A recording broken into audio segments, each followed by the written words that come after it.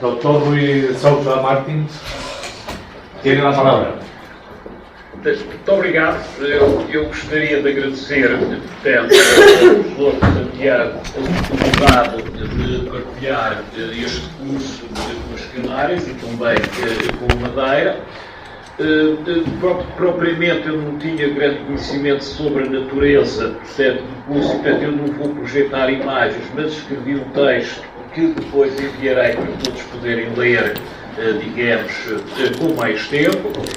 A minha intervenção vai se centrar na territorialização desde o arquipélago dos Açores, sobretudo na questão da relação natureza-culturas, o arquipélago entendido não como uma cultura como, mas como uma natureza-cultura, e como é que nesse relacionamento se produziram múltiplas identidades e nesses processos insulares e arquipelágicos de identificação, qual o papel dos valores do património, sobretudo do património da natureza e do património da cultura, e qual a importância desses valores patrimoniais na contemporaneidade destas ilhas atlânticas. Portanto, o arquipélago dos Açores, que todos têm a ideia que são 9 ilhas, um pequeno arquipélago, 2.000 e pouco mais, e 333 km², cerca de 246 mil habitantes, e que foi, digamos, que se distribui todo no Atlântico, e é um arquipélago que temos de lembrar, para ver um enquadramento, já que vocês estão nas Canárias, que é distribuído por 3 grupos de ilhas, o que tem consequências na construção social desta entidade. Há um grupo oriental, como nós dizemos, que é constituído pela maioria em superfície, que é São Miguel, onde eu estou agora, e perto, na costa sul, outra ilha que é Santa Maria. Portanto, São Miguel, a ilha de São Miguel e a ilha de Santa Maria formam um grupo oriental. Temos um grupo central, que é constituído pela Ilha Terceira, que é, em termos de tamanho, a terceira ilha dos Açores, e foi a terceira ilha a ser descoberta, e se chamar Ilha Terceira, e também por Ilha Graciosa, pela Ilha São Jorge, e Pico e Faial. Digamos, é um grupo, claro que não vou fixar isto, depois enviarei alguma documentação. Este é um grupo central, e há um grupo ocidental, que é aquele que fica mais perto da América, que é constituído pela Ilha das Flores e do Corvo. O Corvo é a ilha mais pequena dos Açores, mas acabou por ter alguma importância na construção de uma representação arqueológica pré-portuguesa do arquipélago. Estes grupos de ilha que eu falo, digamos, são importantes. Porquê? Porque eles têm uma característica que é a intervisibilidade. A intervisibilidade, ou seja, quem está em São Miguel vê Santa Maria no grupo oriental.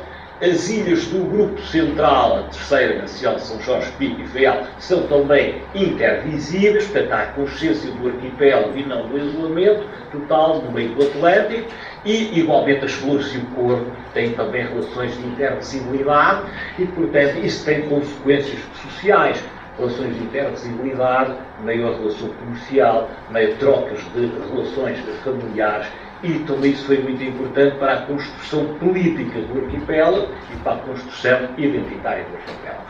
Em homenagem ao professor Pablo, eu vou começar, portanto, por dizer alguma coisa sobre, não vou contar a história, que eu não sou historiador, portanto, é visto de uma perspectiva antropológica, portanto, os meus colegas de história, com certeza, falaram da história do arquipélago, mas vou falar da problemática da ocupação pré-portuguesa, como é que os problemas se colocam, é o que se tem colocado aqui no arquipélago.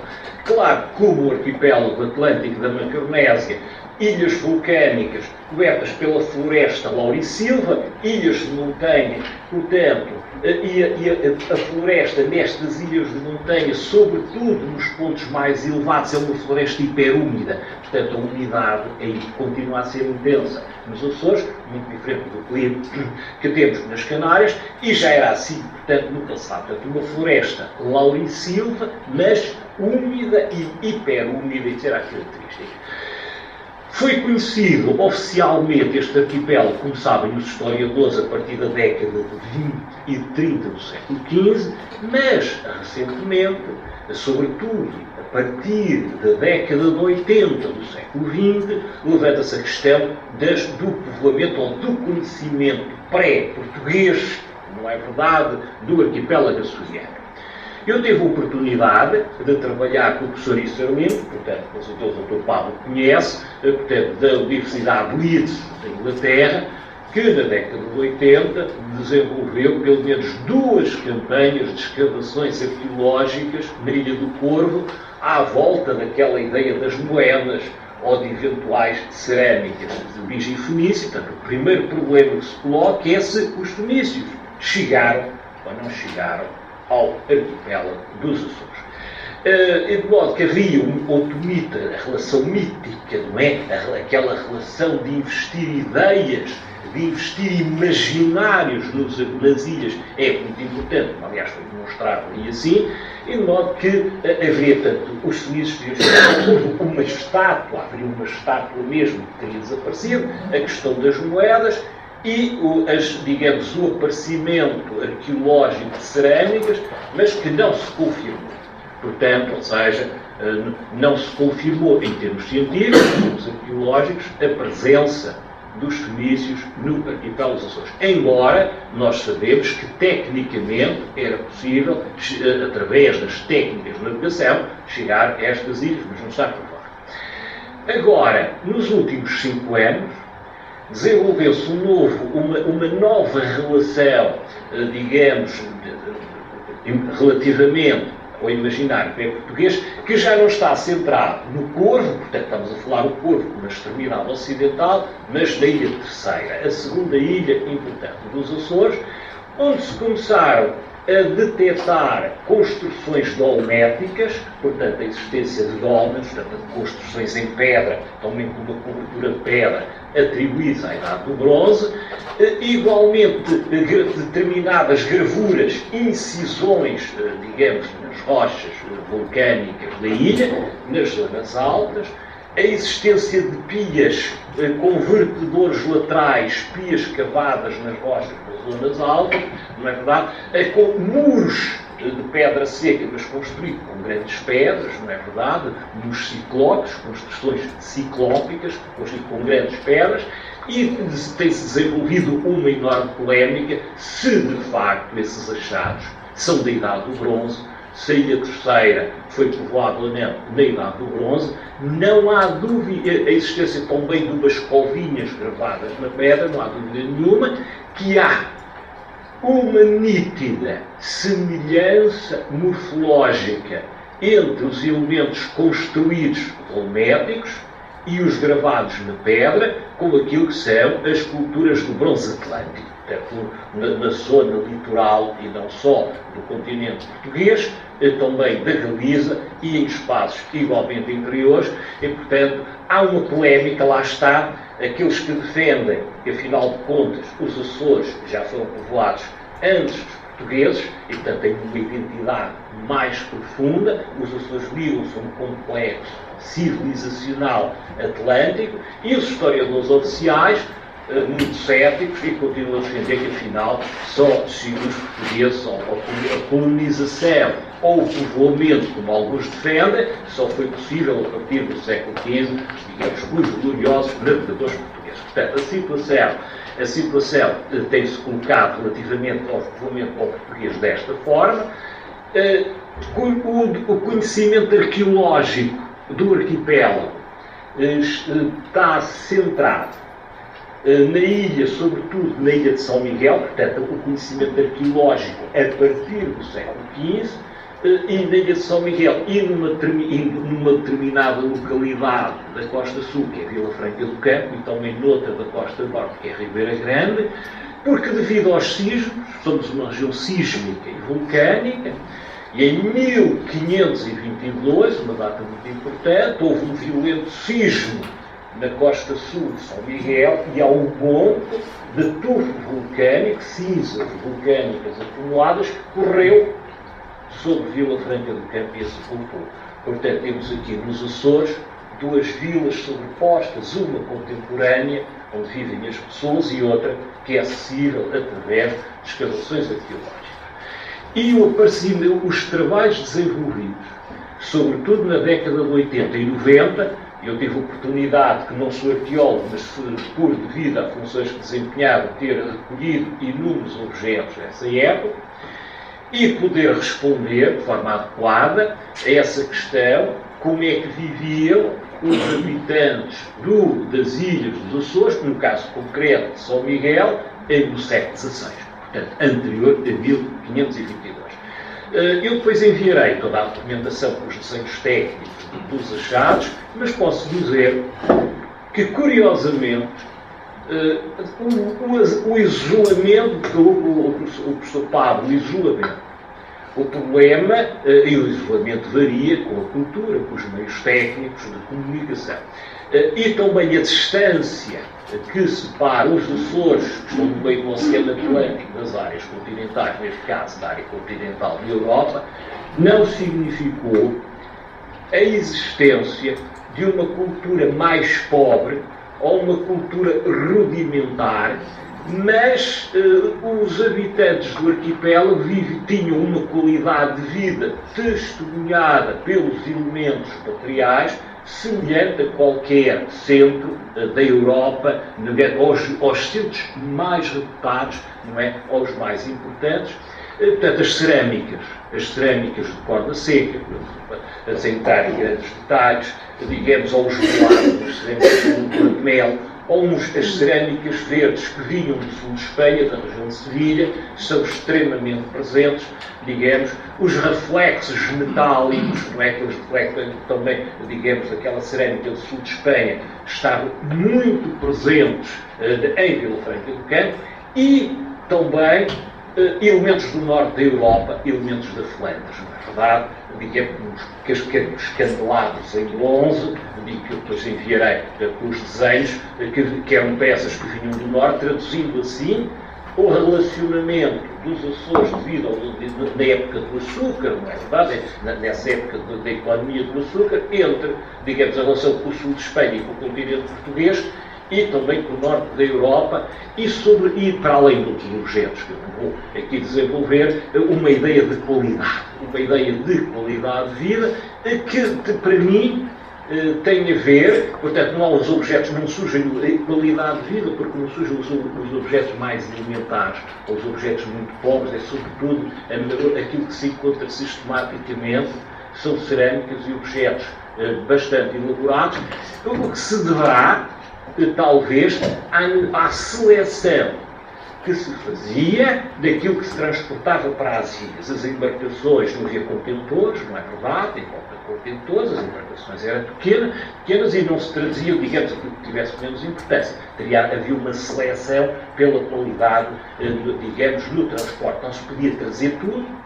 Se já que não se podia trazer tudo, digamos, trazia-se, talvez, o melhor, a hipótese que eu coloco. Portanto, além desta dimensão da arqueologia terrestre, que é conhecida e com certeza vai ser objeto de aprofundados estudos, está-se a preparar neste momento em Lisboa uma exposição sobre arqueologia, digamos, dos Açores, não é verdade? Para além disso, há também um outro aspecto relevante, que é a arqueologia subaquática. A arqueologia subaquática centrada nos navios naufragados, a partir do século XVI, e esses achados da arqueologia subaquática, esses navios naufragados, deram origem a parques. Cada navio naufragado, os principais, corresponde, em termos de gestão patrimonial e biológica também, mas de gestão patrimonial arqueológica, parques subaquáticos, parques de tecnologia submarina, que existem sim, talvez outros, uns têm um navio, não são todos do século XVI, atenção, há do século XVIII, há do século XIX, há do século XX. Há uma coisa curiosa na arqueologia subaquática açoriana, que são os cemitérios, que nos chamam os cemitérios de âncora, ou seja, os sítios do litoral, ou relativamente da zona perto do litoral, onde os navios fondeavam e onde muitas vezes, devido à tempestade, tinham de cortar as amarras, a âncora, e que as âncoras ficavam lá, não é verdade? E que chamam os cemitérios de âncora, que existem pelo menos em 3 ilhas. A mais importante está na Ilha Terceira, onde se têm descoberto há vários navios do século XVI. E, claro, os campeões, etc. Portanto, este é, para dar um pouco o meu contributo, que me foi pedido, a imagem, digamos, da arqueologia açoriana, que não está desenvolvida de forma sistemática como nas Canárias. Alguma coisa se fez, não é verdade, na década de 80, mas haverá muito para fazer. Terminada esta parte de caráter introdutório, eu vou falar, ou vou tentar responder, digamos, a uma questão que é o problema da territorialização e da construção identitária do arquipélago dos Açores, portanto, o que é o arquipélago. O que é um arquipélago, que é uma questão que pode ser útil para todos. O que é o arquipélago dos Açores? Bom, aquele somatório de ilhas que eu disse. Mas, na realidade, esse arquipélago geográfico é um pouco a base, se quiser, ou um ingrediente também, um elemento fundamental naquilo que é o que eu chamo de arquipélago social. Portanto, o arquipélago dos Açores é um sistema social, digamos, dinâmico, a sua dinâmica histórica, aberto porque mantém relações com o exterior, e o exterior para nós é tanto a Europa a partir do século XV e sobretudo do século XVI, e também a América, sobretudo a partir do século, a América, o Brasil do século XVIII, a América do Norte, século XIX e XX, portanto, e mais recentemente o Canadá, portanto, é um sistema de relações sociais a nível de cada ilha e a nível das várias ilhas. Este sistema tem uma característica que é um sistema hierarquizado, ou seja, se as ilhas, quando nós olhamos para elas no mapa, de qualquer arquipélago, elas estão todas na mesma superfície, estão todas num plano horizontal. Na verdade, em termos sociais, as ilhas têm estatutos diferentes. O arquipélago é um sistema hierarquizado. E dentro desse sistema hierarquizado, há 2 dimensões. Há aquelas ilhas que, relativamente às outras, têm um estatuto sempre de dominância.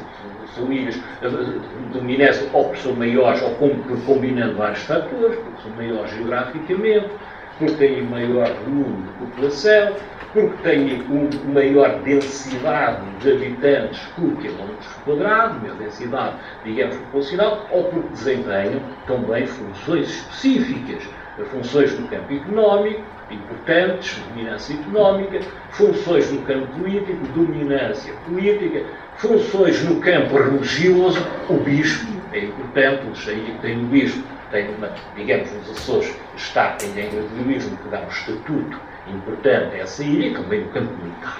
Portanto, as ilhas têm estatutos diferentes, de tal maneira que nós podemos, ao longo daquele arquipélago que eu falei, identificar ilhas dominantes, por exemplo, no grupo oriental, São Miguel, relativamente a Santa Maria, a Terceira, relativamente à Graciosa, o Faial, relativamente ao Pico, as Flores, relativamente ao Povo. Portanto, ou seja, há aqui digamos, uma verticalidade para nós concluirmos que, ao longo do processo histórico, no arquipélago dos Açores se formou um núcleo dominante de 3 ilhas, entre as quais se distribuem e nas quais se organizam os poderes. As ilhas principais dos Açores são a Ilha São Miguel, que é maior porque tem maior superfície, maior volume de população, maior densidade de habitantes por quilómetros quadrados,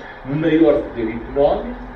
A segunda ilha é a Ilha Terceira, que é a terceira em tamanho, mas aquela que tem o segundo maior volume de população e a segunda maior densidade, e que desempenhou igualmente, tem desempenhado funções importantes, como disse, a nível da região.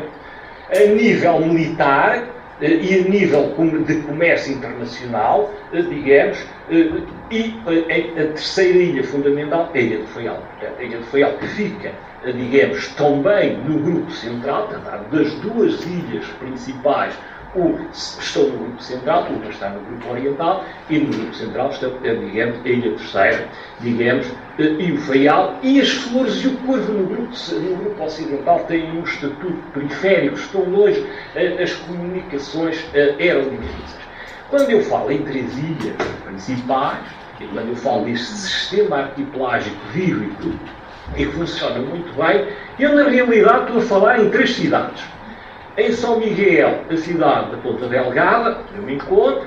Na Terceira, a cidade de Angra do Heroísmo. E no Faial, a cidade da Horta. Portanto, ou seja, este sistema arquipelágico é centrado ou gira de uma forma hierarquizada em torno de três ilhas e, sobretudo, em torno de três cidades. Isto é importante porque para a construção das identidades e também para a produção de património, de sistemas igualmente patrimoniais. Estas ilhas principais articularam, digamos, as relações com o exterior, digamos, fundamentalmente Ponta Delgada, Catanga e Horta, todo o relacionamento transatlântico passava por estas cidades-porto, e, portanto, o conhecimento, digamos, das ilhas por intelectuais ou por membros das elites provenientes das áreas continentais, transmitiu aos açorianos, a partir do século XIX, a consciência da sua diferença. Ou seja, no século, sobretudo a partir do século XIX, os açorianos, em termos culturais, e também em termos de natureza, cultura, passam a ter consciência da sua diferença e a ter consciência de que tinham valores, digamos, a nível da botânica, das espécies endémicas, da botânica e também da zoologia, e também valores da cultura. Digamos, de caráter cultural. Esses valores da cultura estavam aonde?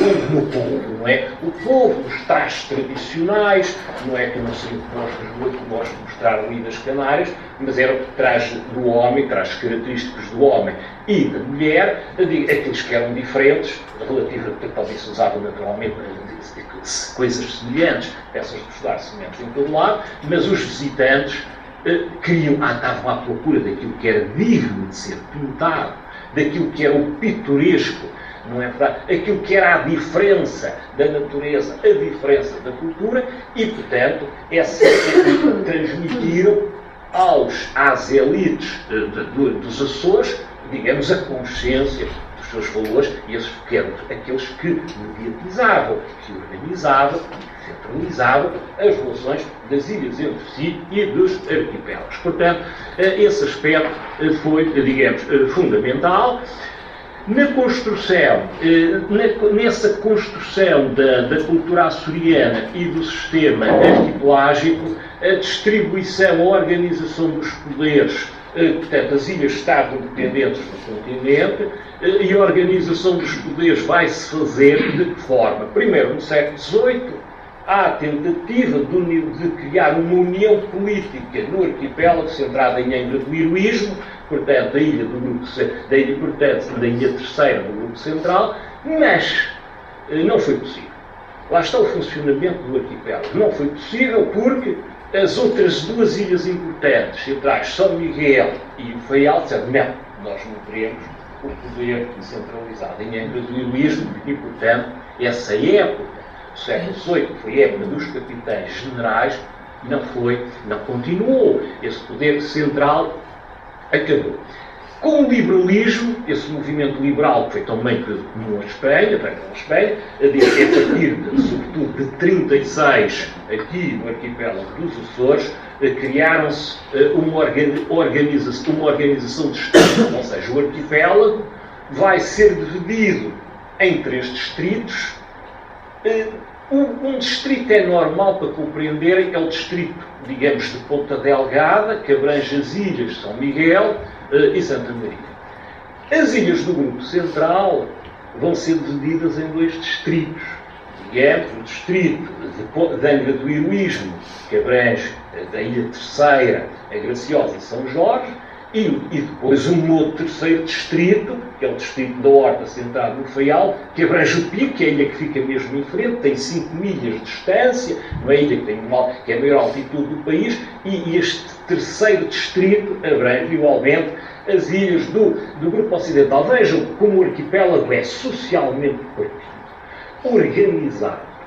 Num caso do Grupo Oriental, que são as duas ilhas próximas, São Miguel e Santa Maria, que fazem parte do mesmo distrito, centrado em Ponta Delgada e dependente de Lisboa, mas já as ilhas do Grupo Central estão divididas em 2 distritos, estão eles dependentes do Grupo Central, e as ilhas do Grupo Ocidental são agregadas a um desses distritos. Portanto, ou seja, vemos como é que emerge, digamos, um outro arquipélago, que é um arquipélago construído com os grupos de ilhas e dependentes do exterior. No caso de quando há o 25 de Abril e se impõe a autonomia democrática, vai-se desenvolver o processo de autonomia política e administrativa. Já havia autonomia administrativa dos distritos, mas o arquipélago vai construir-se como a sua autonomia política, distinta e por oposição ao poder de Lisboa. A questão que se coloca é muito bem, então, se o arquipélago dos Açores vai ter a sua autonomia política e administrativa, onde é que vão ser a sede? Onde é que vai ser a sede do poder? Porque já havia, como eu disse, aquela tentativa de colocar um poder arquipelágico, o poder central de Angra do Heroísmo, que não deu resultado. Porque contrariava a característica do sistema arquipelágico, que é, digamos, o poder distribuído por 3 cidades e 3 ilhas. O poder autonómico, instaurado democraticamente depois do 25 de Abril, foi distribuído também por 3 ilhas. Ou seja, o poder, a organização política açoriana tem a sede da presidência do governo, está na Ilha de São Miguel, em Ponta Delgada, mas já a vice-presidência está, digamos, na Ilha Terceira, em Angra do Heroísmo, e a Assembleia Legislativa está, portanto, na Ilha do Faial. Distribuída por 3 polos. Também a Universidade dos Açores tem 3 polos, digamos, o que onera, mas também enriquece, um polo em Ponta Delgada, outro em Angra do Heroísmo e outro na Horta. Portanto, é este o sistema arquipelágico, portanto, a forma de governo, a forma de administração traduz o quê? Um sistema social e cultural que se organizou e que se foi organizando desde o século XV até aos nossos dias. Portanto, isto é a base para nós podermos entender a questão que nos traz aqui, que é a questão patrimonial. Vimos que surge a questão patrimonial está ligada à consciência da diferença açoriana.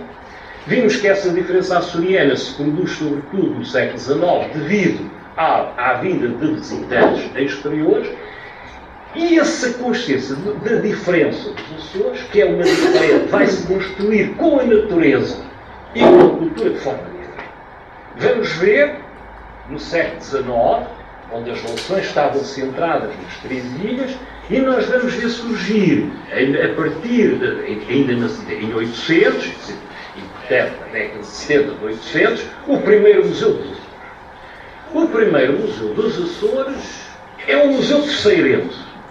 Chama-se Museu Terceirense, foi construído, aparece já no contexto da organização distrital na Ilha Terceira, e a designação é importante. Mas que museu era este? Não era um museu arqueológico, não era propriamente um museu vocacionado para o património, para as tradições culturais, mas era um museu vocacionado para a natureza. Ou seja, a primeira representação patrimonial, identitária, museológica dos Açores é produzida não na Ilha Maior nem na principal, mas na segunda ilha, a Ilha Terceira, e centrada nos valores da natureza. E foi muito importante, embora não tivesse durado muito, porque esse museu foi produzido numa relação com o Museu de História Natural do Rio de Janeiro. Portanto, já traduzindo fenómenos de imigração dessa ilha para o Brasil, onde não emigravam apenas os pobres, mas onde igualmente membros da elite, que depois no Brasil ajudavam a construir, digamos, o museu, à imagem de um grande museu de história natural, tanto no Rio de Janeiro, na Ilha Terceira. Compreende-se, e todos sabem isso, que o Brasil, no século XIX, desempenhava uma função muito importante no património naturalista do mundo, tanto na América, na Europa, no mundo erudito, no mundo universitário, no mundo da investigação, porque era o centro dador de espécies, não é? Espécies para os museus, espécies da natureza, portanto, as espécies vegetais, animaizinhos embalsamados, tudo o que possam imaginar, digamos, vão enriquecer a grande diversidade, a mega diversidade da natureza do Brasil, vai alimentar a diversidade dos museus de história natural, dos principais centros da Europa e da América, e é neste contexto, vejam, e apesar dos Açores estarem no meio do mar, que aparece o primeiro museu de história, portanto, o primeiro museu que era vocacionado para o património da natureza. Veja, a natureza tem prioridade. A natureza é o primeiro valor, digamos, a ser patrimonializado e a ser comunicado. Era através da natureza e dos seus valores que os Açores se comunicavam com os grandes centros. Ainda no século XIX, e logo 2 anos depois, tem que ver, portanto, vai surgir em São Miguel também um museu, que é o Museu Açoriano, também de História Natural, ligado à organização inicial. Portanto, vejam, as primeiras representações são ligadas à natureza. E a distinção, primeiro, em Angra do Heroísmo, é o Museu Terceirense. O Museu Terceirense, que celebrava também a ilha, a propósito da natureza, a centralidade da Terceira. Em Ponta Delgada, aquilo deu-me em conta, vão fazer um museu, mas não era um museu micaelense de ilha, era um museu açoriano, portanto, ou seja, através da história natural, Ponta Delgada posiciona-se a nível do arquipélago. Andava a conhecer os valores do arquipélago açoriano. A conhecer a quem? Aos naturalistas, que vinham o arquipélago. Simultaneamente, nessa época, portanto, século XIX, com um grande estudioso naturalista, açoriano Afonso Chaves, eu lembro, não é, que no século XIX a importância do conhecimento também dos oceanos, a oceanografia. Temos aqui uma figura importante, que é o príncipe Alberto Mona, o rei de Portugal, o Dom Carlos, que eram, portanto, membros extremamente, portanto, membros eruditos, bem formados, também tinham cientistas, o nosso rei Dom Carlos, não era só apenas, não tinha só funções régias e simbólicas, era também artista, era um pintor consagrado e hoje tem estatuto nos museus. O Dom Carlos era um oceanógrafo, era um oceanista, claro que ele não tinha os meios do príncipe Alberto Mona. E por isso, o conhecimento oceanográfico do Atlântico, por esses dois reis cientistas, ou por esses dois, portanto, se quisesse chamar, porque não era príncipe, era rei, vai levar à divisão um pouco do espaço atlântico, do espaço marítimo. O Dom Carlos tinha menos meios científicos, vai ficar como a parte do oceano perto das costas portuguesas, e o príncipe Alberto Mona, com outros meios, com outros navios oceanográficos, vai, digamos, ocupar como, digamos, com os Açores, com este Atlântico mais distante e com águas mais profundas. Para sublinhar que neste século XIX, nestes finais do século XIX e princípios do século XX, 1900, 1901, 1902, os Açores vão desempenhar um papel muito importante também na construção das representações museológicas vocacionadas para a história natural. É que os Açores vão ser dadores de esqueletos de cachalote. Imagina, os cachalotes vão, portanto, passado e passam aqui no arquipélago dos Açores, aquilo que chamam as baleias, aqui, mas na realidade são cachalotes, e o esqueleto do cachalote era uma atração dos museus de história natural da Europa. Hoje, por exemplo, o Museu de História Natural de Paris, lá temos o Museu com o esqueleto do cachalote e dos Açores, o Mónaco, igualmente, o esqueleto do cachalote, na América, no Brasil, e também em Ponta Delgada, no Museu Açoriano, havia um esqueleto de cachalote. Portanto, os Açores, nomeadamente São Miguel, com o Coronel Afonso Chaves, que era o naturalista, vão se especializar digamos, dar o seu contributo em produzir esqueletos de cachalote, alimentando assim, como retorno, o universo científico, patrimonial e museológico do mundo erudito de Engel. Portanto, as primeiras, vejam que a construção patrimonial do arquipélago de 9 ilhas vai estar centrada em 2 ilhas. Ou seja, São Miguel, Ponta Delgada e Angra do Heroísmo. Com o desenvolvimento dos distritos e a criação dos distritos, e no século XX nós vamos ter outro movimento, certamente muito importante nas Canárias e importante na história, em toda a Espanha, que é o problema do movimento regionalista. O movimento regionalista que vai levar para os museus que eram vocacionados para a escola, para a história natural, os elementos do povo, ou seja, os objetos populares, os objetos tradicionais começam a ter valor, digamos, museológico e valor patrimonial. Porquê? Eram objetos ricos? Não eram. Eram os cestos do povo. Eram os objetos de cerâmica do povo.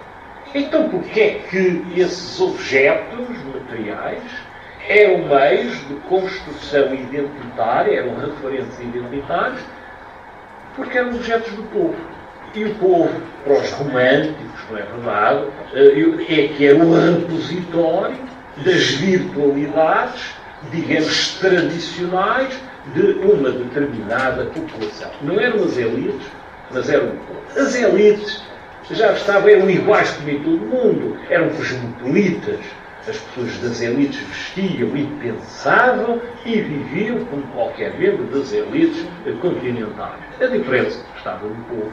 E, portanto, o povo começa a produzir objetos, não é verdade, para se, de alguma forma, alimentar e sedimentar e construir, digamos, a economia. Vamos ver, vemos, portanto, no século XIX, digamos, temos os referentes patrimoniais da natureza, no século XX, os referentes da cultura popular e, a partir de uma determinada altura, também os objetos artísticos, não é verdade? Sobretudo os de produção local, as pinturas, os mobiliários, ou também de pintores, ou de artistas ilustres das áreas continentais, quando há o 25 de Abril, esse implantou o sistema autonómico. Como é que se vai construir esta identidade? Como é que se vai patrimonializar o arquipélago? Este é um caso interessante. Vai-se construir, vai-se fazer museus? Mas que museus? Repare-se como o sistema arquipelágico que eu falei, o sistema social e cultural arquipelágico açoriano, vai de alguma forma ditar, não é? Ou condicionar a produção de uma representação agora global das culturas e dos patrimónios isolados. Vão-se construir 3 museus e desenvolver 3 museus regionais que já existiam, um museu regional em Ponta Delgada, um museu regional em Angra do Heroísmo e um museu regional no Norte. E as outras ilhas? 5. E as outras 6? Bom, 5. O Corvo, que era a pequenina, bom, esse ficou lá. E as outras ilhas vão ter casas etnográficas, ou seja, havia, uma vez mais, se impõe, a natureza arquipelágica. 3 museus regionais e nas outras ilhas, casas etnográficas, museus vocacionados para as culturas populares e tradicionais, dependentes dos museus privados. Portanto, ou seja, um sistema também patrimonial garantizado. A casa, portanto, as casas etnográficas de Santa Maria, dependendo do Museu de Ponta Delgada, a casa etnográfica de São Jorge, dependendo do Museu da Angra do Heroísmo, digamos, também a Graciosa, dependendo da Angra do Heroísmo, não é verdade? O Pico, dependendo, Pico teve uma ilha do Pico, que é um grande centro de memória e de avaliação, acabou por ter um caminho distinto, muito ligado à terceira, mas centrado nos valores da avaliação, digamos, e as flores, dependentes, digamos, também da ordem do sistema hierarquizado, Na década de 90, quando há uma mudança, digamos, igualitária, ou seja, as casas etnográficas vão transformar-se em museus de ilha e temos aqui uma forma de territorialização do património, de representação territorializada do património a nível de, ou seja, cada ilha tem o seu museu, embora, digamos, continuasse a haver, não casas etnográficas, mas museus de ilha, e cada das 3 ilhas principais continuam a ter museus, digamos, com uma vocação transinsular. Não é verdade? Os museus regionais e o Pico. A Ilha do Pico, por razões ecológicas e culturais, acabou por ter um percurso diferente. Em que medida acabou por ter um percurso diferente devido à importância da cultura balear. A avaliação que é de origem americana, portanto, a avaliação itinerante, aquela avaliação transatlântica, feita por navios que vinham de Boston, da América, dos portos americanos, e que capturavam os cachalotes de forma itinerante, derretendo, portanto, as gorduras a bordo, descarregavam o óleo do Faial, e depois esse óleo era transportado, e outros navios transportavam o óleo para a América, o óleo que era usado para fazer, sobretudo para fazer velas, não é? Velas de qualidade, em grande escala. Essa avaliação itinerante acabou por se sedentarizar, e portanto sedentarizar no sentido em que os açorianos, os habitantes, começaram a dedicar à captura de baleias, à pesca de baleias, sobretudo na Ilha do Pico. A Ilha do Pico, digamos, é o grande centro balear. Vai haver... Profesor Ruiz Sosa, disculpe. Sí. ¿Cuánto tiempo tiene previsto para finalizar su intervención? Quanto tempo é que me dá, professor?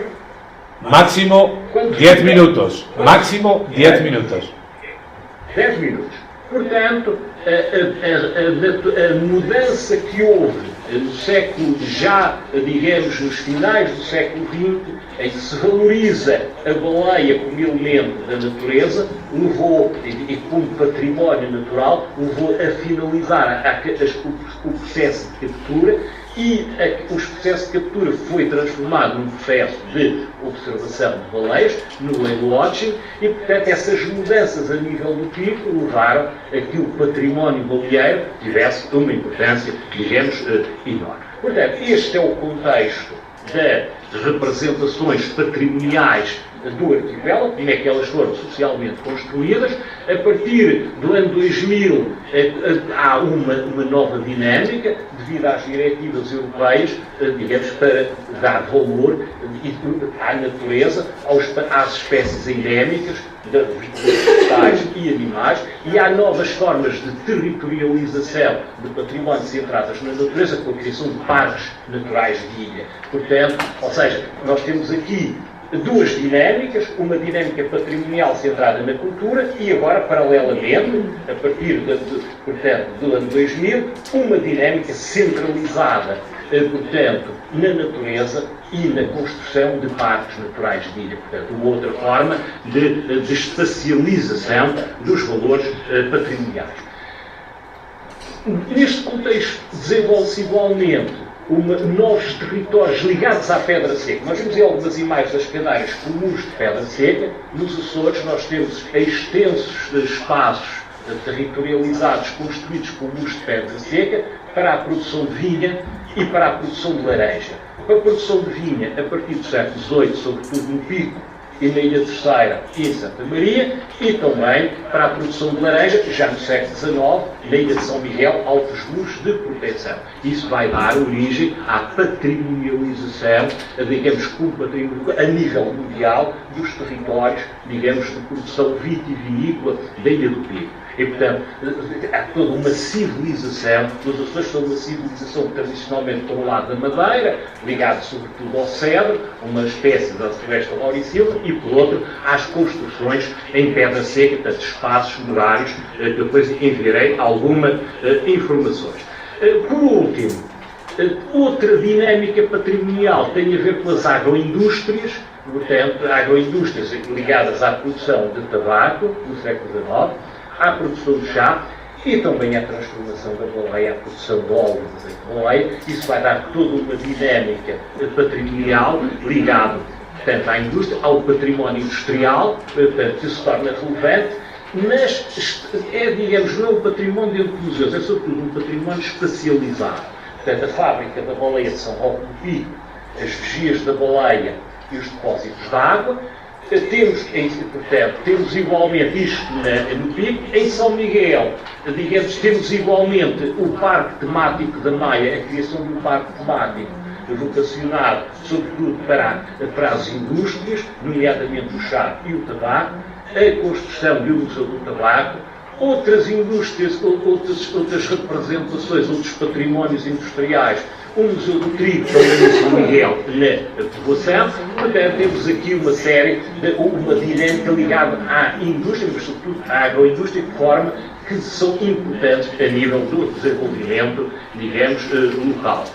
E, portanto, os caminhos, os novos rumos do arquipélago, aquilo que se coloca a nível da relação património, identidade, desenvolvimento, é, digamos, a articulação entre as representações patrimoniais da cultura, sobretudo a nível dos museus, com aquelas representações que são dominantes hoje, a nível do arquipélago dos Açores, que são as representações da natureza. Digamos, a cultura açoriana, a identidade açoriana, ao fim deste processo de estudo histórico, está centrada em quê? Nas espécies endémicas, nas espécies vegetais, nas espécies, digamos, animais, na centralidade da baleia, portanto, na centralidade de certas aves, como o cagarro, que são objeto de proteção, na centralidade do milhar. Portanto, nós somos, digamos, uma natureza-cultura, onde as identidades e os valores patrimoniais são sobretudo da natureza, e o grande desafio é cozer um modelo de desenvolvimento que articula a nível de ilha e a nível do arquipélago esses valores. Eu peço desculpa, agradeço ao professor de Santiago este excesso, mas eu não tenho pouco. O arquipélago é grande, pediram para falar dos Açores e não apenas de uma ilha. O arquipélago não só é relativamente grande, porque tem 9 ilhas, e sobretudo é um arquipélago complexo, mas à semelhança das Canárias, é um arquipélago fascinante.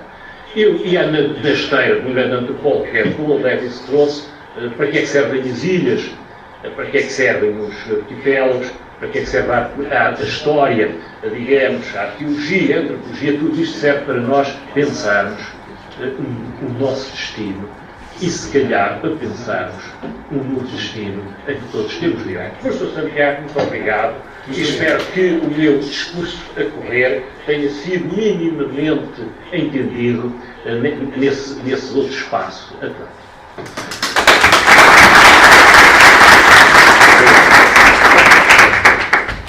Por isso enviarei um texto escrito com gravuras para todos poderem ler com mais calma. Sería muy conveniente y muy bien recibido si nos mandase el texto escrito. Sim, vou mandar, com certeza. Está aqui escrito. ¿Tienen ustedes que hacerle alguna pregunta, alguna consideración?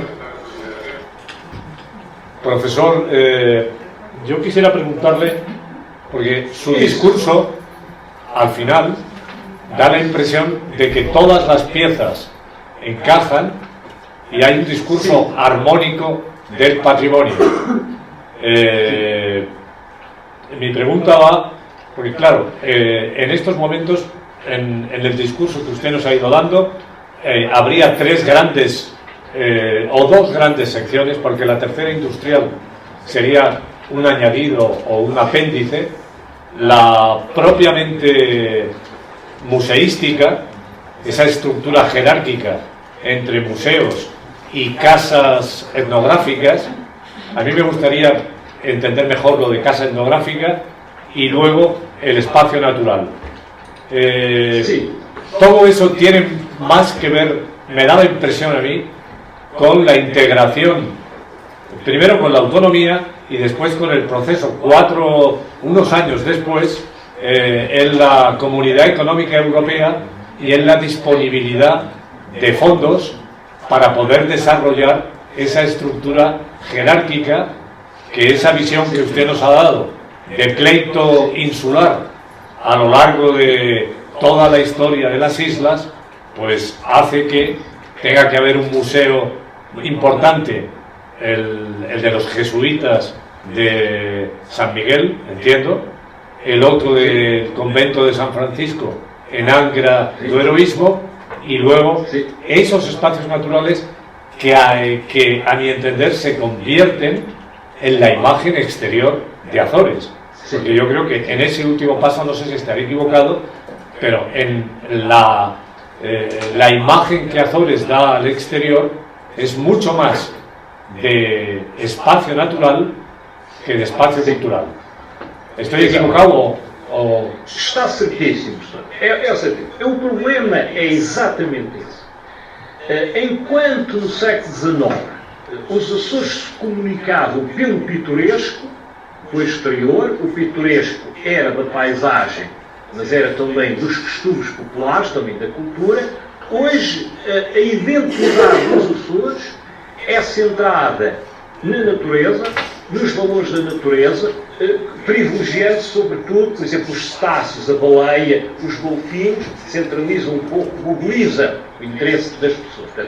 Ora, esta centralidade da natureza não é uma centralidade ao acaso, mas é o resultado de políticas europeias implementadas, de diretivas mais exatamente europeias, e que se traduzem em políticas, digamos, ambientais nos Açores. Ou seja, nós temos, quando nós olhamos o arquipélago de Ovias, cada ilha é um parque natural.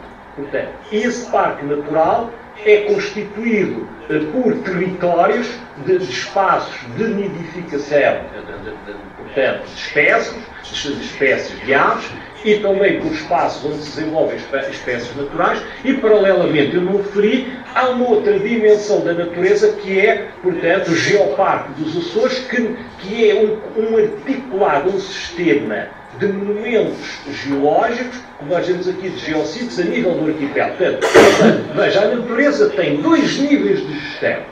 Um nível assente na biologia, digamos, que é os parques naturais. Cada ilha é um parque, portanto, é um sistema territorializado. E outra dimensão da gestão da natureza, que é o geoparque, que é não a nível, ou seja, não tem a configuração das ilhas, mas é um conjunto de geossítios a nível do arquipélago, portanto é uma gestão não a nível de ilha, mas a nível do arquipélago, mas é uma dupla gestão da natureza, digamos baseada em ciências distintas, não é verdade? E no caso da cultura, e com a passagem, com o problema das casas etnográficas vocacionadas para as tradições, digamos, populares, para museus de ilha, mas um museu de ilha é um museu de ilha porque está naquela ilha. Portanto, mas não tem tido, nem consegue ter a função de gerir globalmente o território da ilha. Está na ilha como um elemento de uma hierarquia museológica centrada, que tem os seus centros principais, em Ponta Delgada, Angra e na Horta, não é verdade? Mas que não desempenha uma gestão territorializada a nível do património imóvel, a nível do património móvel. Gera coleções, incumpre diretivas de tutela em termos de animação cultural. Portanto, ou seja, voltamos aqui um pouco ao início do século XIX, a uma subalternização da cultura relativamente à natureza. Portanto, a construção identitária e a construção patrimonial está centrada, digamos, nos valores naturais, muito embora, como saberá, portanto, o arquipélago dos Açores tem uma riquíssima história como as Canárias e tem também um riquíssimo património cultural, à semelhança das Canárias e do espaço. Simplesmente, a construção identitária, hoje, a imagem veiculada, comunicada para o exterior, está centrada, sobretudo, na natureza. Muito embora nós possamos dizer, ainda ao encontro do Dr. Paulo, que talvez a arqueologia veio, digamos, de conhecer o desenvolvimento da arqueologia e o estudo e a regulação dos achados arqueológicos venha a dar uma nova imagem e uma nova relevância e uma nova centralidade ao arquipélago, este arquipélago no campo dos arquipélagos atlânticos. Não sei se respondi, respondi, portanto, temos ou seja, para nós a arqueologia tem sido marginal, a cultura tem sido secundária e a natureza é dominante. Portanto, eu penso que este é o quadro patrimonial, enquanto os valores da natureza estão territorializados e geridos territorialmente a nível da ilha, digamos, nos parques naturais de ilha, não é? De acordo com as diretivas europeias, ou a nível do arquipélago, no caso do Geoparque Açores, portanto, e no caso da cultura, portanto, temos os tais a rede de museus, mas que não tem a mesma importância no imaginário açoriano que a natureza. Muito obrigado, professor. Pronto, foi um prazer.